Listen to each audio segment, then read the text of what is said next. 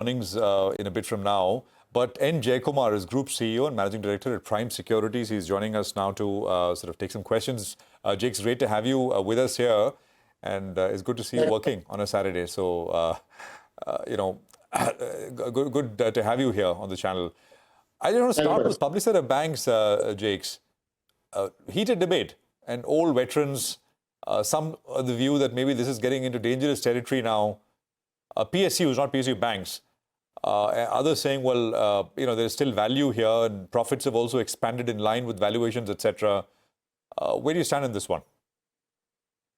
Well, as far as PSUs are concerned, I think difficult to sort of put all of them under one fell swoop, as it were, one basket. But if you were to look at what's happening right now, I think the impact of retail is getting seriously unfactored in. What I mean by that is, we all know that retail is coming through SIPs, through mutual funds, maybe some through AIFs, and family offices are coming in. I think the impact of this is that they're getting into spaces and territories with a ferocity that's not being factored in. Otherwise, just a simple statement that the minister makes in Davos that we'll have Swiss technology running our trains or something equivalent to that. And you have stocks on a tear for 3 successive days, not that they've not already moved. So I think the fact is there is a huge desire that retail has to have an exposure in the markets. And I think what that's creating is it's moving from one sector to the other. But the moment the theme catches on, everything sort of moves. I mean, the ridiculousness was almost seen a few days ago when a bank announced the opening of a branch in Ayodhya. And suddenly the entire sort of focus was on that particular bank and on that particular day. I mean, now maybe this is folklore, maybe this is too simplistic, but the reality is retail is having a much bigger say in the markets than any of us have actually felt. We all felt that the money would come in, but come in through mutual funds or come in through more organized spaces. But the way it's coming through in terms of direct exposure, it is frightening. Some of these gains will not sustain. Some of these moves in some of these PSU sectoral themes have just gone to ridiculous levels in the short run. But then who is to say that they don't have holding power? And maybe it is my age coming to the against me in a sense. That's the bane rather than the boom, that we aren't able to see what some of the youngsters are able to see. And some of the younger folks haven't seen a bear market. And good luck to them, but inevitably corrections will happen. They'll be short and swift. But for the moment, because the tailwinds are so strongly India-focused, and to the extent that foreigners, FPIs, continue to have a trading in and out in India, and look at India in the context of reallocating money to other markets, etc.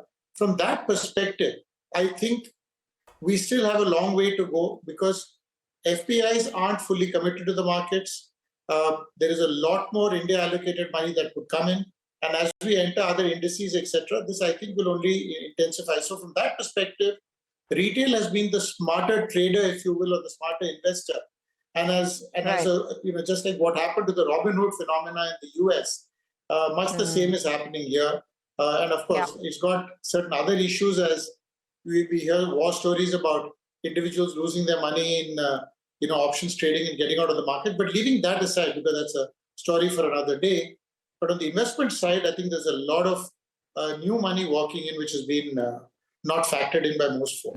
No, absolutely. Jake, so good afternoon, and take your point. And I think a lot of the mutual fund manager bosses, they're sitting up and taking note of this. I was speaking to one such CEO just last evening, a CEO of a very large asset manager, and they admitted off the record that it's great to talk about that 17,000 crore rupees of SIP inflow, but that's gross. If you look at net of the redemptions and the net numbers at the money at the hands of disposable of funds, it's not as large as the headlines perhaps convey. So take that point completely. But coming back to PSUs, aside of the money surge, do you feel there's a bubble when you look at stocks like now, RVNL, IRFC, particularly this railways pocket?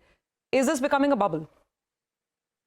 Sometimes we tend to take view in, I would say almost intellectual arrogance by saying we wouldn't invest. Now, the fact of the matter is you talk to a young investor and he says, beyond a point, I don't really care what you think. I'm making money, I'm doing what it takes. And to the extent people have invested in these stocks, they've made money. Maybe it's my intellectual baggage that I bring along, if intellectual at all at that, because I'm not invested in these and I haven't made these triple baggers in the market. But one doesn't know what thesis to invest on, and I think that's where some of us have been sort of grown to understand the way this investing theme is all about, which is that you need a thesis, you need events, you need triggers, etc. Maybe at the end of the day, it's only themes and nothing else that in the short run are calling the shots. So no, I wouldn't be investing in any of these sort of stocks that have doubled and tripled, only because I'm not able to understand a thesis or a theme. But having said that, there are spaces and pockets in the PSUs which merit attention. For instance, whether it's PSU banks, which are still trading at close to one-time book, or it's PSU mining and the commodities mining and steel companies, I think there is value there. There are value in individual pockets. There's value in the engineering plays, which are there in the PSU theme, in the PSU basket, because most of these now are taking care of, the big issues around PSUs used to be large labor force, inefficient, etc. There's a retirement that's taking care of X percentage of the workforce every year.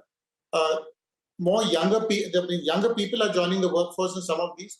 So I suspect with the top management completely geared towards productivity, because that's what's been given as a goal by whether it's the ministry or the government itself, I feel PSUs are coming into efficiency mode. And ultimately, when you make investments, one of the things that we see is, have you eliminated all efficiencies in the system? And from a PSU perspective, because they were so inefficient in the past, anything that they do now is improving efficiencies. And that efficiency kicking in, productivity kicking in, etc., along with the thematic aspect of the government pushing capex and nominating capex to some of these PSUs, I think the spaces that I talked about, whether it's mining, material, capex related, capital goods, and those in the capex mode, and some of the PSU banks definitely are well worth looking at. I think all of these have done well, but can do a lot better. I think where the gains have been magnified